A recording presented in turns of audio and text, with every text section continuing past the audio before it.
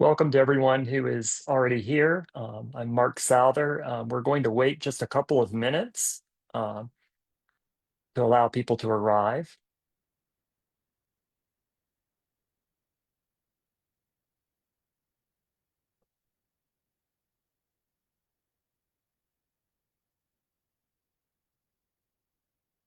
I'd like to give people a couple of minutes, so we'll aim to start at about 3:02.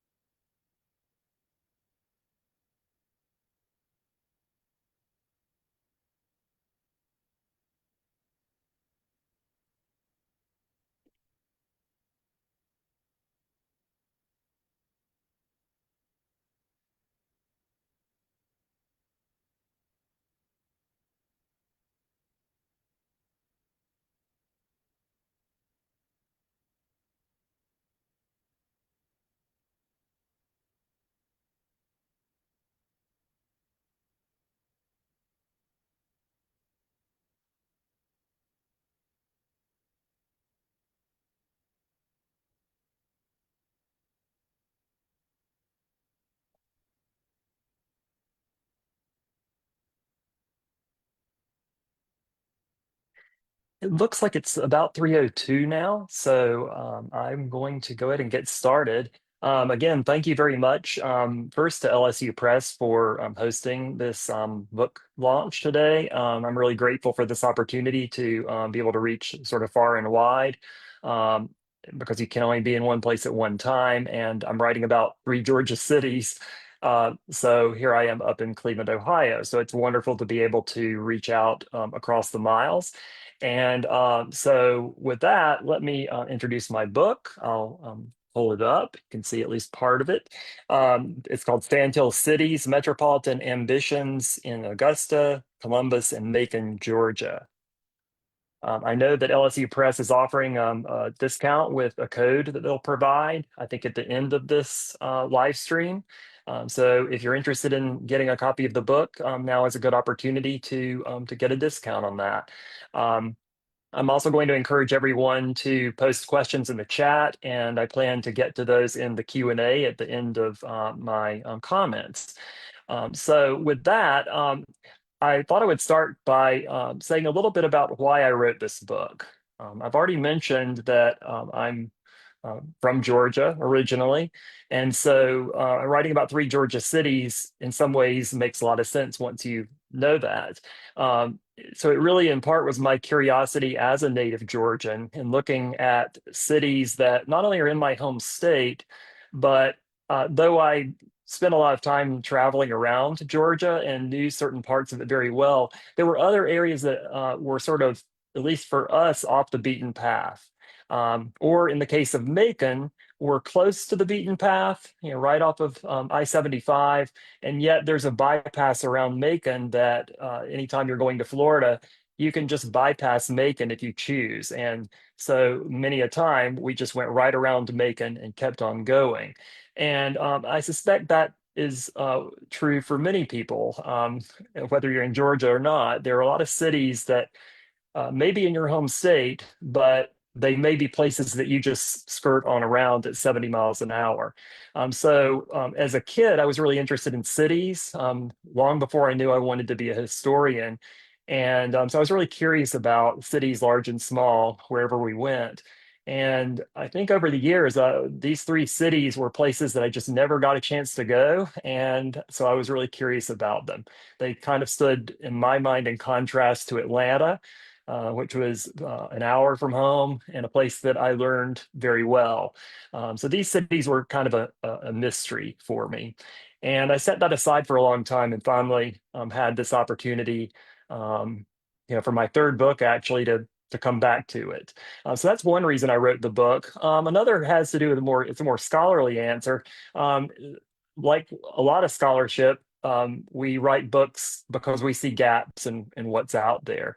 Um, Certainly, urban historians, I think, in general, have gravitated toward the larger cities, New York, Los Angeles, Chicago, or they've gravitated toward what I might call exemplary cities, exemplary of whatever it might be.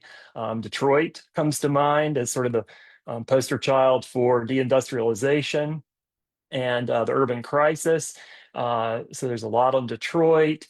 New Orleans, of course, comes to mind, not just because of tourism, which is something I've studied over the years, including in that city, but because of Hurricane Katrina.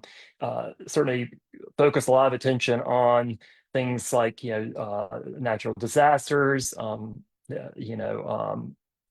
disaster capitalism, and so on. We have a lot of urban biographies that are quite good of individual cities, including in the South, but these tend to focus on a single city, and not all of them are contextualized as urban histories, really, that help readers understand kind of how these cities connect to a broader set of urban history themes. And so, let alone in a comparative context. So, even though there were great urban biographies of these cities, including a recent one by Virginia Causey on Columbus, Georgia, I really saw the need for a book that would pull these cities together in relationship to each other, and to help people sort of think about the importance of small and mid-sized cities, to kind of reframe our discussions of urban topics.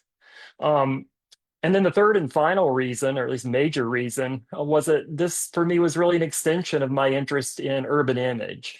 I started with a book. I'll hold it up. It's an LSU Press book, so I'll feel not too bad about sharing this one right now. This is the most obvious one to make this connection. This is my first book that grew out of my dissertation at Tulane over 2 decades ago now. And if we're thinking about tourism, one of the things we're thinking about is urban image, and that interest and its relationship to what I'll call urban reality. So there's image and there's reality, and sometimes the two are one and the same, but often they're not. Um, that's a theme that I've explored in various ways and in various places since that book. And in a real sense, I've kind of come back to that, but not really focusing just on tourism.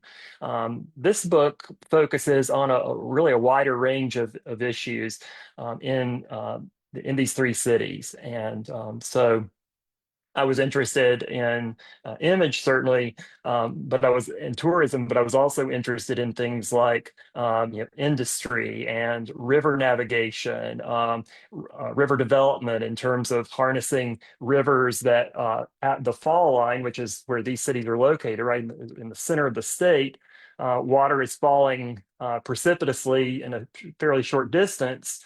In some cases, 100, 200 or more feet, and that generates power that can operate machinery, mills, and so on. And eventually it can generate electricity that can then be distributed and harness cities, or excuse me, rural and small town areas far out from a city that's distributing the power, can kind of bind those together to that city in some sense. They also serve as markets for surrounding agricultural products.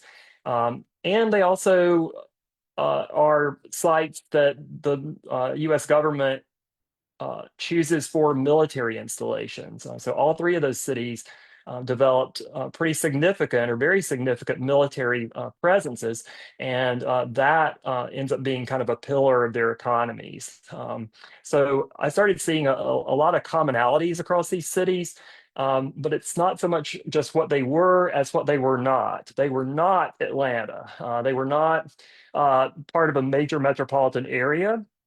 They were not part of what we might call a mega region. That's a term that applies to kind of like an agglomeration of cities. One is, runs from, you could say, from Atlanta up to maybe Raleigh, Durham, and takes in Charlotte and Winston-Salem and so on.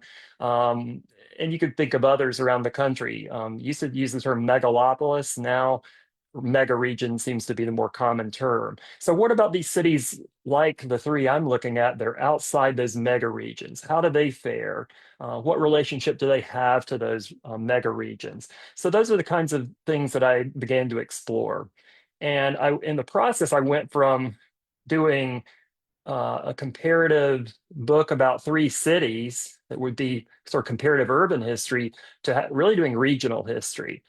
So, though I'm an urban historian, I really had to be a regional historian to do this book, and a Southern historian as well, to go back to kind of where I started at Tulane. Um, so I was looking at these three similarly positioned cities, and how do they develop? They're of course all in the fall line. That played a key role in their emergence, as I've already said, because of falling water. It's also the head of navigation, which means that it's the furthest inland point that boats, steamships, can navigate before they hit rocks and rapids and falls.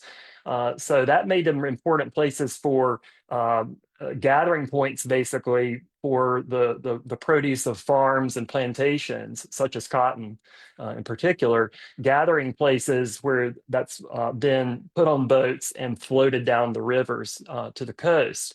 Uh, and as time went on, I wanted to see too sort of how this evolves, to what extent does being in that position at the fall line on a river, does that continue to be relevant, or does it lose its relevancy? So in doing all these things, I'm starting to realize as I'm working on this, I really ought to think more about the context of the region. I can't just think as an urban historian. I've got to really think about where these cities are and what that means for them.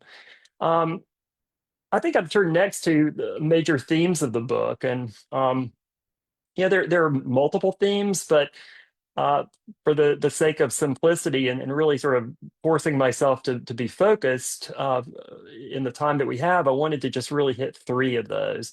And I'll give some examples as I go. The three themes, just in passing, are one, the idea of these fall line cities being, in some sense, a satellite. They become satellites of larger cities that are, in this case, it's Atlanta, which is not super far away. It's in the same state, but it's also not close enough to be. They could never be suburbs of Atlanta, right? They're outside that mega region. So that's number one. They become satellites of larger city. Two, they become interdependent with their mostly agriculturally dominated rural surroundings, or hinterlands, to use another term. So that interdependence between rural and urban. And then third and finally, these locations on the fall line, I found did continue to shape their prospects long after those formative years, not always in the same ways as at first, but they remained important.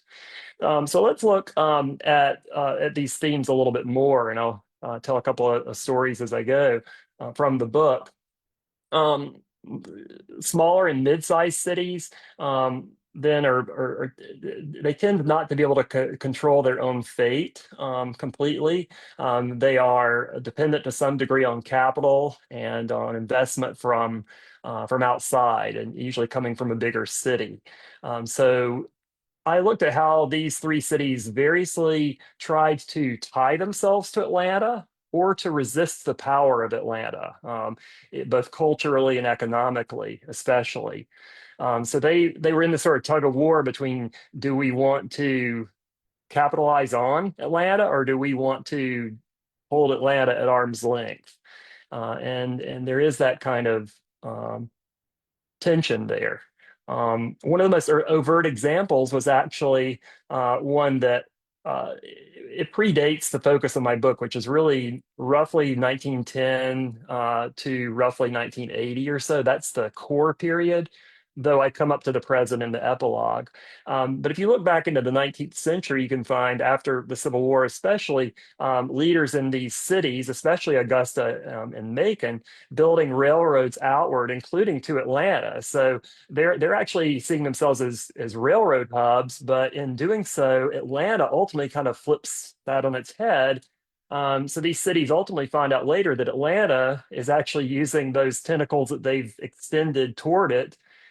They're forming their own hub, and ultimately they kind of invert the order, the economic order, and the cities that may have looked like they were the most progressive in their thinking economically end up becoming more backwaters.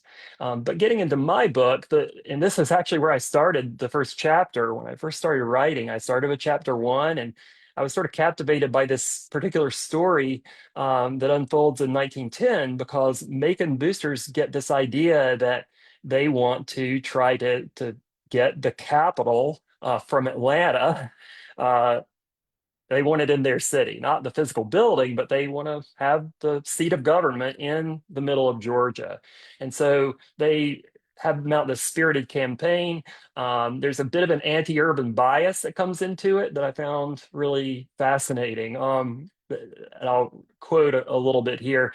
Um, there were lots of examples of this, but a couple will suffice. One was the idea that Georgia needs a capital among Georgians, as if Atlanta is not part of Georgia. And that was exactly sort of what they wanted to imply. Another was move the capital into Georgia, as though, again, Atlanta's outside of the real Georgia.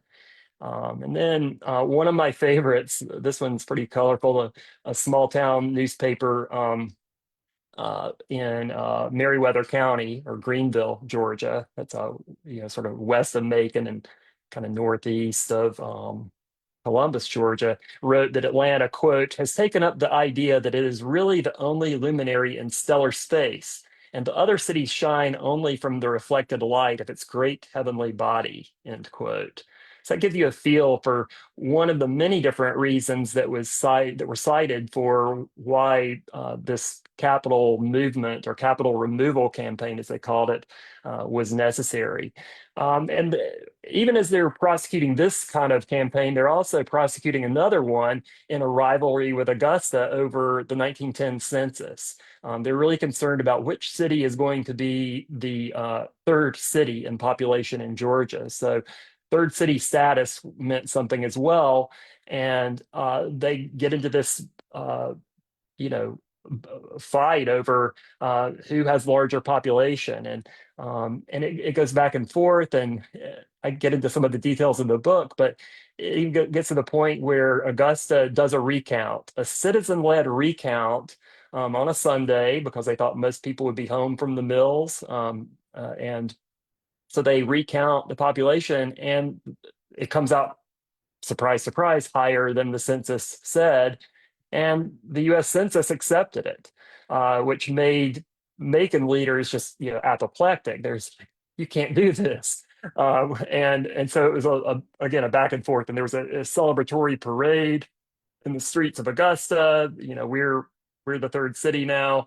And so you can get this sense that the position of the city is one that they're thinking about in a number of different ways, trying to get the seat of government, trying to reach a certain threshold of population stature in the state. And I just found that sort of a captivating way to start the book, to think that, gosh, Atlanta has far outstripped the populations of any of these central Georgia cities, but one of them at least, Macon, is still trying to compete in some way with Atlanta, even as it disparages it and tries to keep it at arm's length. The second theme I mentioned was sort of this interdependence of city and region, and I'll say just a bit about that real fast. Macon, for one thing, tried to become the hub of Georgia peach cultivation, processing, and shipment in the early, mainly in the 19 teens and 20s. This was really becoming big. It started earlier, but it seemed to reach a sort of a culmination or a crescendo by the 20s. And they had some success with this, but converting it to a real lasting economic advantage certainly I found had some limits. One of the examples that really intrigued me, and I'll have a passage, short passage I wanted to pull for this, was in 1924.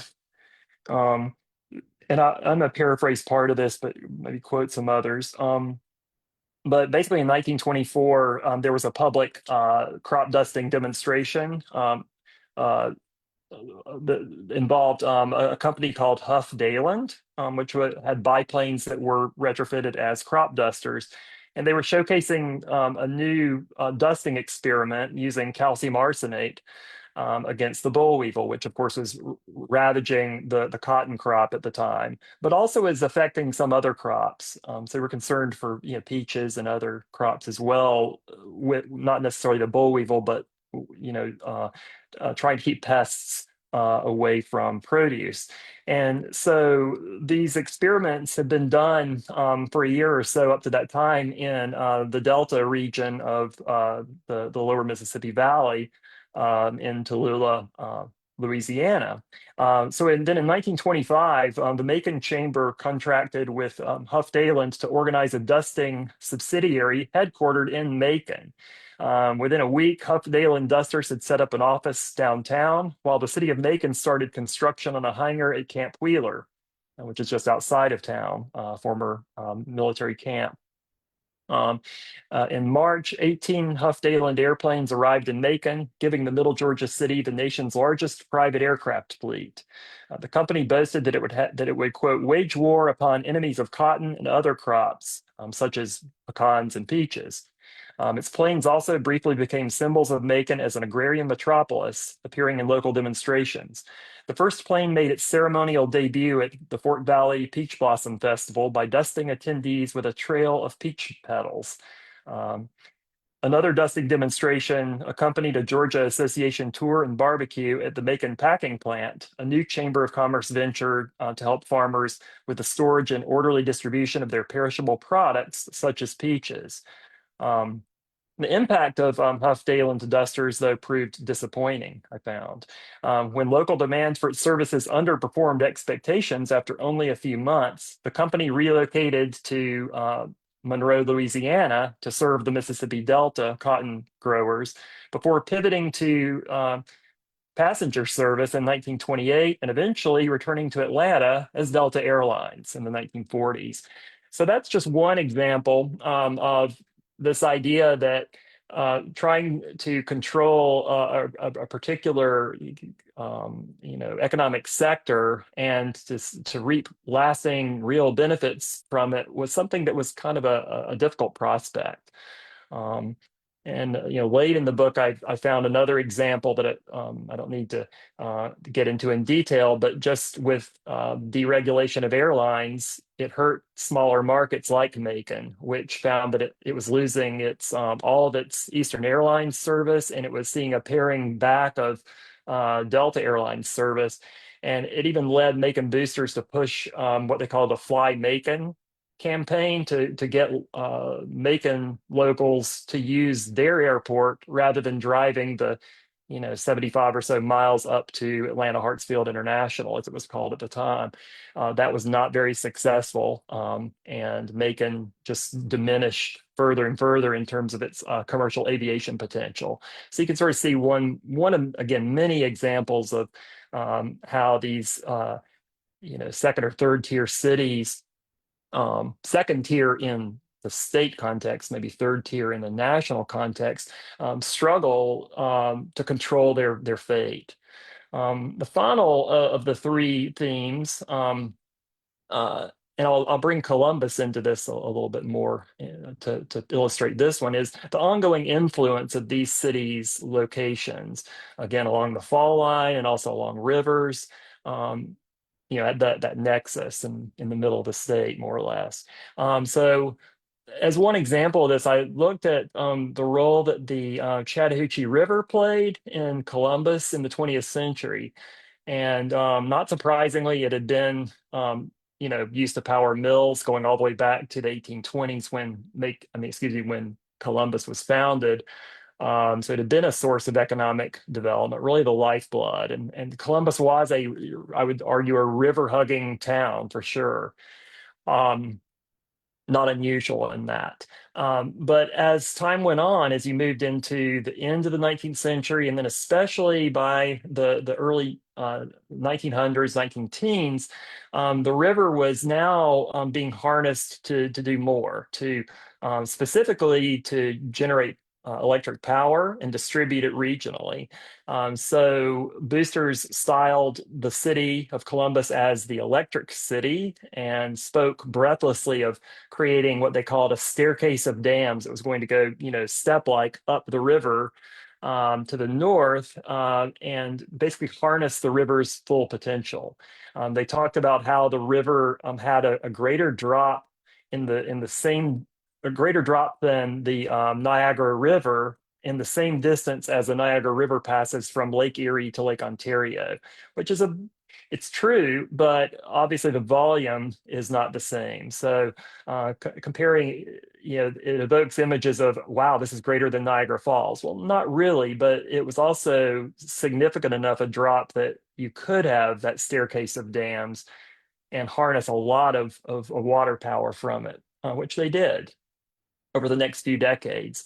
Um, and some of the stories around this are pretty colorful. Things like, the boosters from the city of Columbus and from other towns in both Georgia and Alabama meeting, on in the middle of the dam that joined two states. They the mayor of Columbus at the time even baptized a goat with a flask of muddy river water to dedicate Goat Rock Dam in 1912, marking this joining of two states in concrete. So this was a sort of a big deal at the time. And so they're thinking about a metropolis. They're envisioning in the future a metropolis that straddles two states and is going to be styled the Chattahoochee Valley. That becomes a kind of this unifying theme across state lines. And Columbus Electric and Power Company ends up trying to distribute electricity, and they do distribute electricity all through West and Southwest Georgia. And not so much into Alabama. And the quote that I've really thought summed this up very well was in one of their ads in 1928, where they said the smallest place in this territory has been taken out of the country town class and has been put on a metropolitan footing. So that I think encapsulates this idea of the regional nature of the metropolitan ambitions of these smaller Georgia cities. In the interest of time, I'm going to have to skip over a couple of other examples. There's an interesting story that you can see in the book about how Georgia Power, based in Atlanta, kind of usurps that control over because there's a merger of the Columbus Power Company with Atlanta or with Georgia Power that kind of redirects how these decisions are going to be made. They're not going to be made just with Columbus in mind in the future. They're going to be made with Georgia development writ large in mind. And so Columbus can't necessarily draw any lion's share of the advantage from controlling those decisions. So it kind of loses some clout. Um, and I also talk in the book about the downriver steamship navigation and how that becomes this regional effort from basically running from halfway between Atlanta and Columbus all the way down to Apalachicola, Florida. They're trying to tie into the Intracoastal Waterway from New Orleans on around Florida and then up the eastern seaboard. They end up having a lot of challenges with that. Time doesn't allow us to get into here, but I say more in the book. Um, and I think I'll in the next, let's see, it's about 3:30 now. To kind of close, I'll before we get to Q&A, I'll give one more story. The the river in this chapter where I'm really talking about the importance of the river in Columbus and how even though the river is important, it's not important necessarily always in the ways that we would assume. So I found some really interesting aspects to this that really stood out in the middle decades, early to middle decades of the 20th century that I bring out in my third chapter. One of which has to do with uh, how Columbus tried to become a destination for regional sports, specifically college football. So they started attracting the Georgia Auburn football game as early as 1912. That became a perennial event and led them to build for the time, a pretty sizable stadium called Columbus Memorial Stadium right along the river, just outside downtown. And that went pretty well for a while until a few years after they completed it in 1925, Georgia opened Sanford Stadium. And so it didn't end the rivalry being played, this sort of cross-state rival, or I'm sorry, a bi-state rivalry being played on the neutral ground along the river in Columbus, but it did take the game away for 1 year and it got replaced to placate people. Boosters managed to scurry around and they replaced the game.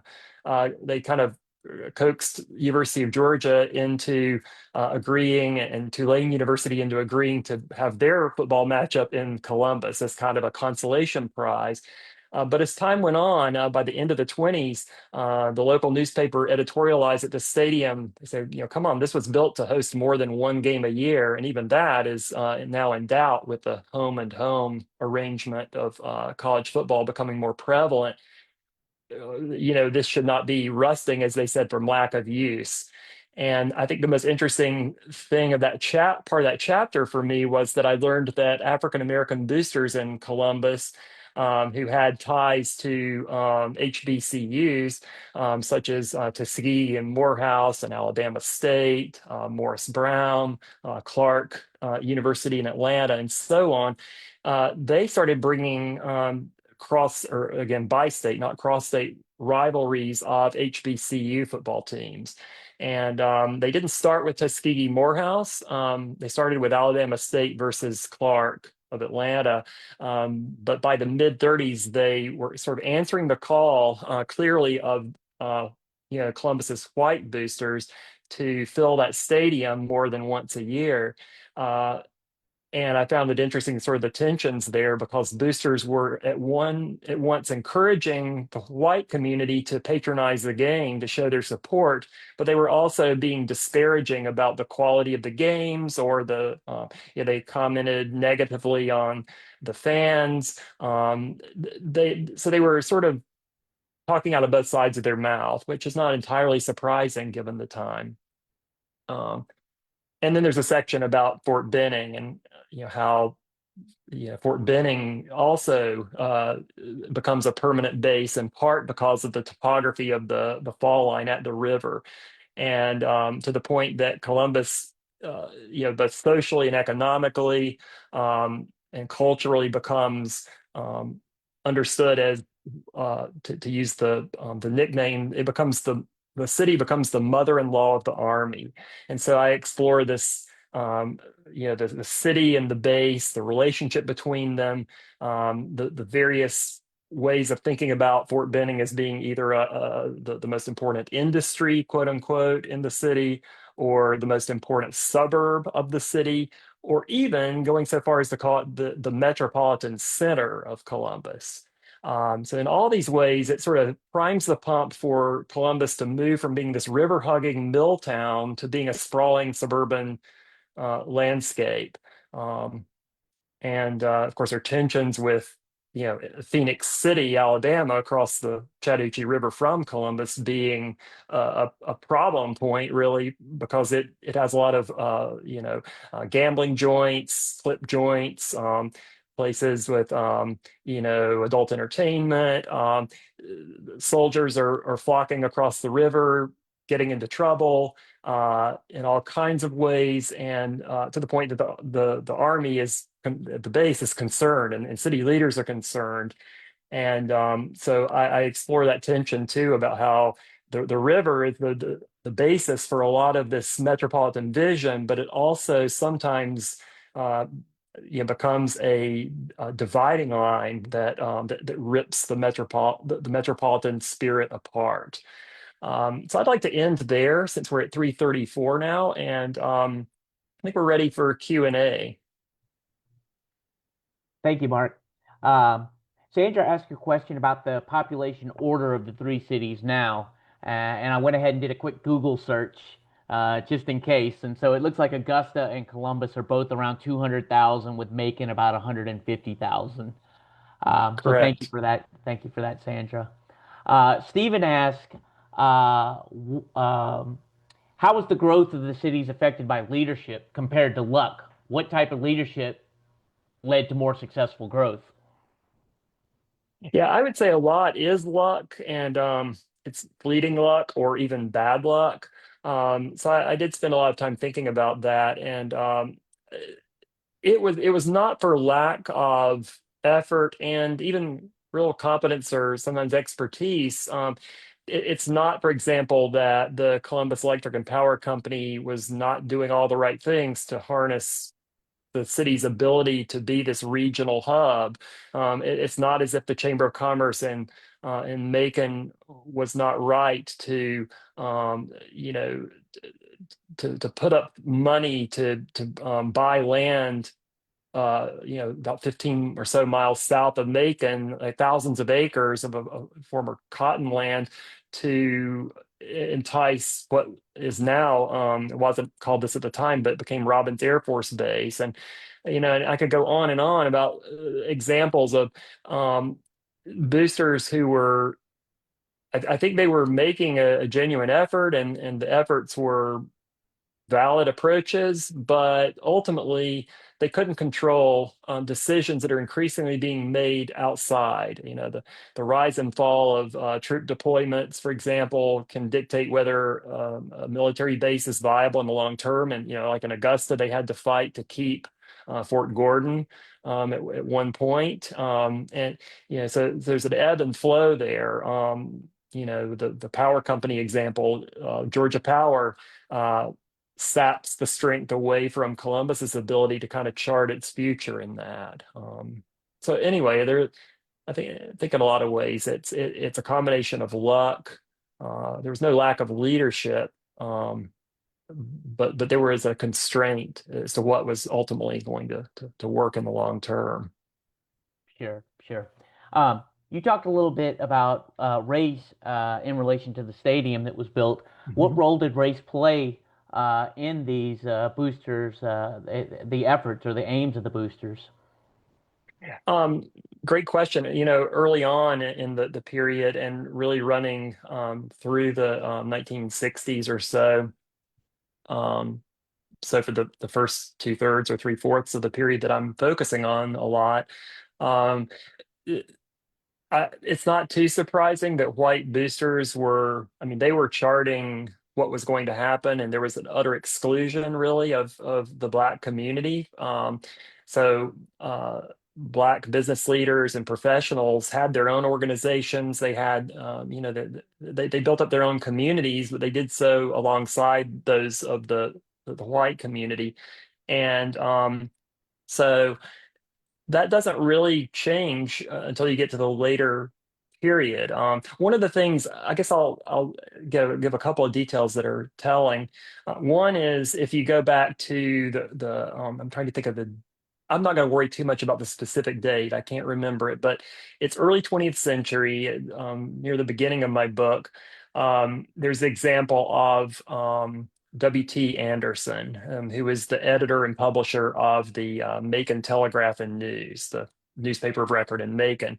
And he becomes incensed when, I mean, he's an interesting figure because it's not that he doesn't have some of the same inclinations of many white leaders at the time. They're not sharing power equitably with, across racial lines by any stretch of the imagination, but he does become incensed when someone outside the city is inquiring about the newspaper's reach and asks, um, you know, how what's your population?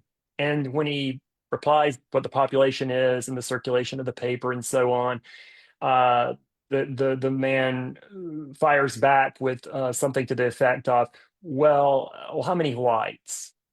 You know, because Macon was roughly almost half African American, and so he said, "Well, no, no, I mean, the is like the half, like 45% of the population didn't count to him," and it made Anderson so angry that he actually that's what led him to start the It was called the Negro Edition, which was a section of the Telegraph that was dedicated to Black community news.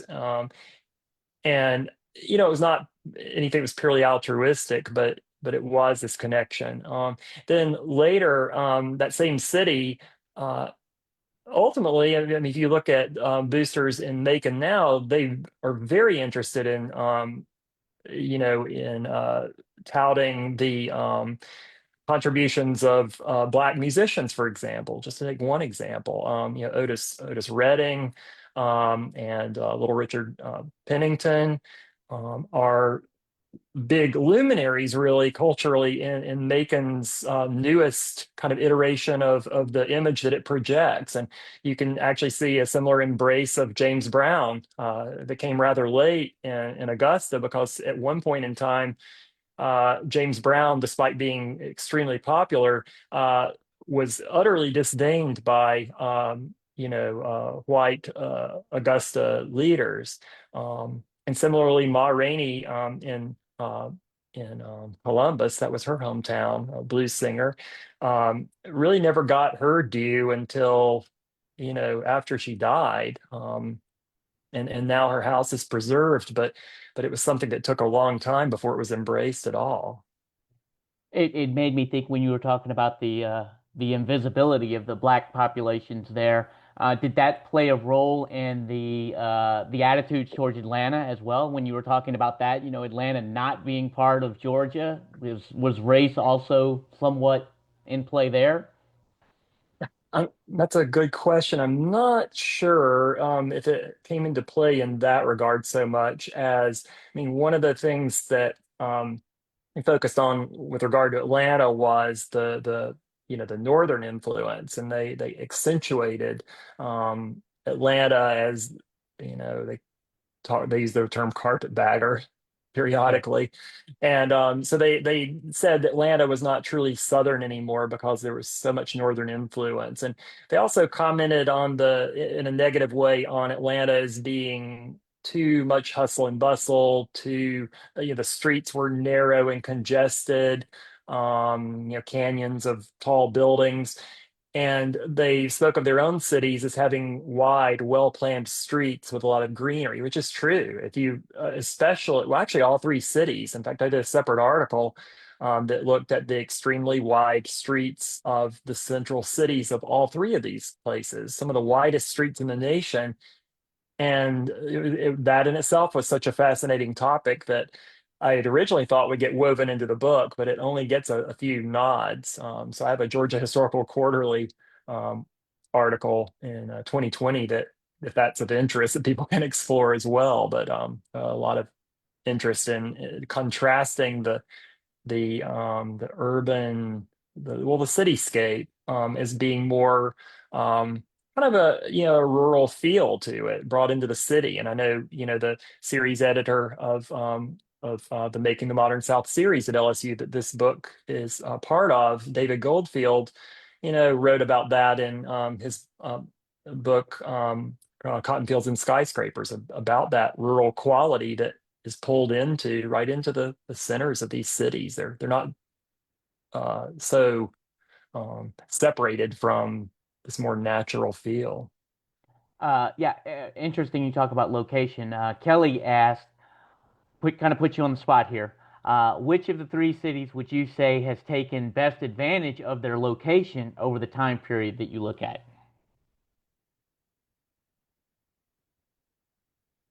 It is a tough one. I don't offend anybody. I would I would probably say Macon. But again, I'm not sure whether again, it's circumstances that are not ones that they created necessarily. I mean, they did have boosters that were pushing for interstates to be run the way they ran. And before that, the Dixie Highway, certainly W.T. Anderson was one of the key figures, along with Clark Howell in Atlanta, in deciding that the Dixie Highway would run from Atlanta down, the main trunk of it would run from Atlanta down to Macon.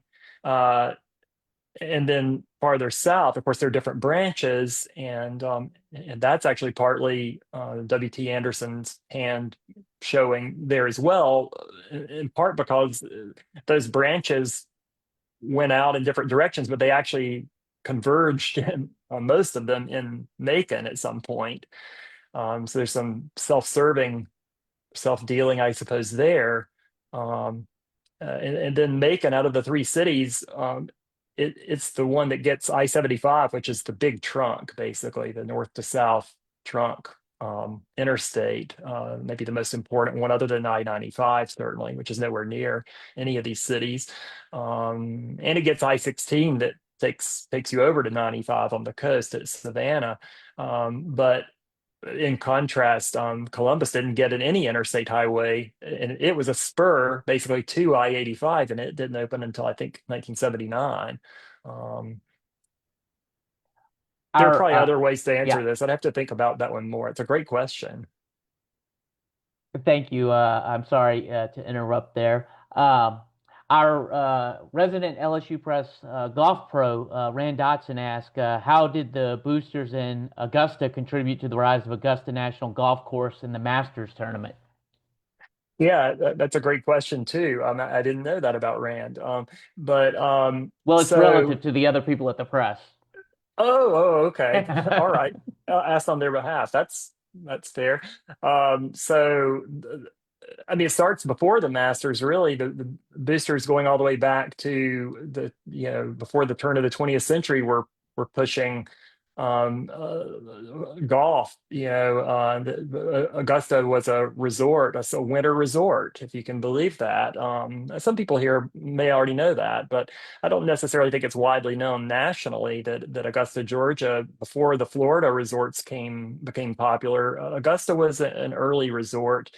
Had a couple of really well-regarded, very posh uh, resort hotels on the hill or in the sand hills, basically outside the city on high ground. And golf was really important early on. So by the early 1900s, William Howard Taft is spending time in the winter playing golf in Augusta, and John D. Rockefeller is coming to the Bon Air Hotel and doing the same. So there's already this encouragement long before the Masters is even considered. To fast forward to the Great Depression years, which is when the Masters starts, Bobby Jones, who was from Atlanta, he was an amateur golfer. He was never on the really the pro circuit, but he was winning all these championships and was considered, really the phenomenal golfer. And he goes over to Augusta, and he collaborates with local boosters there to envision his sort of dream golf course, which is going to combine holes that are influenced by the world's great courses that he's long admired or played on. And so it's like a collection of the greatest of the world, and also taking advantage of Augusta's landscape and climate and soil and everything to create this lush, um, azalea studded landscape that now is beamed out in full color all over the world on TV and has been for decades. But yeah, local boosters were very much encouraging and pushing that development of first the Augusta National Golf Course, and then supporting Jones's vision of an invitational tournament that soon became dubbed the Masters, and then it was officially named the Masters. So yeah, it was not just um, something that just sort of happened. It was something that was actively encouraged. Although I do point to some tensions in the book that I encourage readers to look for, where even some of the boosters in positions where they should have been probably doing everything they could to encourage the Masters were actually being sort of miserly in terms of promoting, um, further development around the tournament that might have actually, had they invested more, they might have reaped more from it early on. Of course, the depression makes, you begin to see how they do kind of pull back ultimately. Um, and for a while, it really took until after World War II for the Masters to take firm root, and it's mostly in the TV age that it really, really expanded into what we know today. Excellent, excellent. What about women? What role did women play in these boosterism efforts? One I talk about in the book. I mean, there are a few examples, and honestly, there are probably many examples. But in any book, we can only cover so much. And honestly, I didn't find everything that's probably out there. But one who comes to mind was Alma Massey Anderson, or I'm sorry, Alma Anderson Massey, excuse me. She was the sister of W.T. Anderson, the Macon Telegraph editor that I mentioned a bit ago. Um, and so Massey was her married name. And she is the spearhead for beautification efforts that are, of course, inseparable from thinking about boosterism. So she's pushing, for one thing, what's called the Dixie Highway Road of Remembrance, and it's through her efforts in particular, with other women, of course, around her, that Macon, the Bibb County auxiliary of the Dixie Highway National Dixie Highway Association. Um, it becomes the focal point for planning this road of remembrance that's going to plant trees in memory of World War I soldiers all up and down the Dixie Highway, going all the way into the north as well. And of course, that requires working with women in communities up and down the line. They never fully succeeded, but the point really was that, especially in Georgia and particularly right around the Macon area, all the approaches to Macon along the Dixie Highway were prioritized for beautification. And that was sold not just as a tribute to the soldiers, but was also sold as a boost to tourism and to improving the impression that would be investors or newcomers might have to making Macon the place that they wanted to live or invest.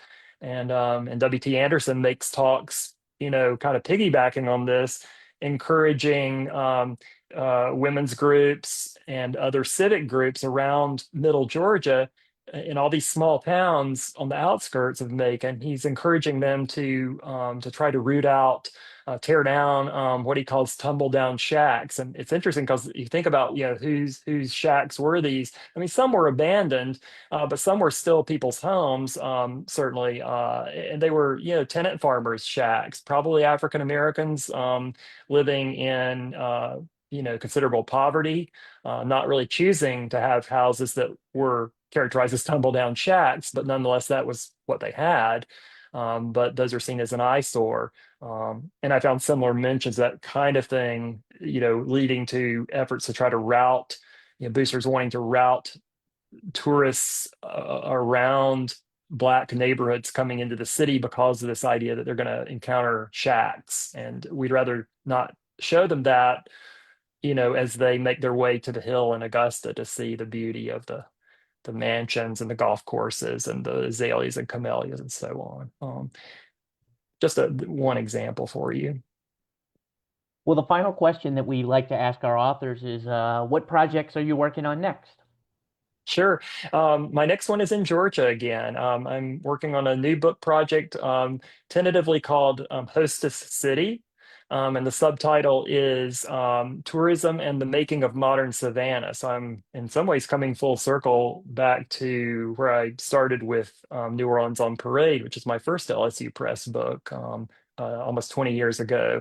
And in this book, I'm going to be looking at a broader period of time than I did in New Orleans. I'm going to go back into the mid 19th century, roughly. I may go back even farther, but I'm especially thinking, post Civil War, the Reconstruction era, and looking at the construction of Savannah's image, and then all the challenges over the years to trying to move from being kind of a stop on the railroad lines going down to Florida, a place to stop over briefly. To being a destination, which of course takes a long time for that to fully happen. So anyway, that's what I'm working on right now. It's great. I'm sure I don't speak just for myself when I say I can't wait. Well, that's our final Thank you. question. If you want to go ahead and tell everyone goodbye and wrap things up. Sure. Again, thank you for everyone who's here. I can't see you. I trust you're there, and those who may watch this, online after the fact. I'm happy that you've found this as well. And if you think of anything that you'd like to know after this, I'm always welcome, or I always welcome inquiries by email. And I hope you enjoy the book.